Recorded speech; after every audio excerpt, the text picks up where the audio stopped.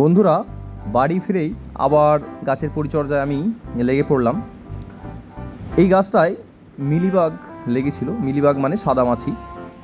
তো এর আগে আমি 2বার স্প্রে করেছি, আর এবারে বাড়ি ফিরে এসে দেখলাম যে কিছু মিলিবাগ এখনও অবশিষ্ট আছে। তাই সেটা যাতে আবারও বেড়ে না যায় সেজন্য আবারও আমি একবার স্প্রে করে দিচ্ছি। এই মিলিবাগের ওষুধটা সাধারণত বিকেলবেলা দিলে ভালো হয়, তাতে করে গাছের ক্ষতিটা কম হবে। কারণ এই সময় এটা যেহেতু কীটনাশক, তাই গাছের পাতা হালকা হলেও মানে জ্বলে যাওয়ার একটা সম্ভাবনা থাকে। যদিও আজকে রৌদ্র তেমন নেই। এই মিলিবাগ গাছের জন্য খুবই ক্ষতিকর।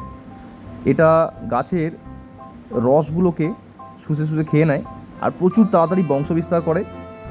আপনার গাছটি ধীরে ধীরে শুকিয়ে শেষ অবধি মারাও যেতে পারে। তাই এটাকে দমন করা আবশ্যিক। ট্যাক্সকোন ওষুধটা 5 গ্রাম 5 লিটার জলে গুলে আমি এইভাবে স্প্রে করে দিলাম।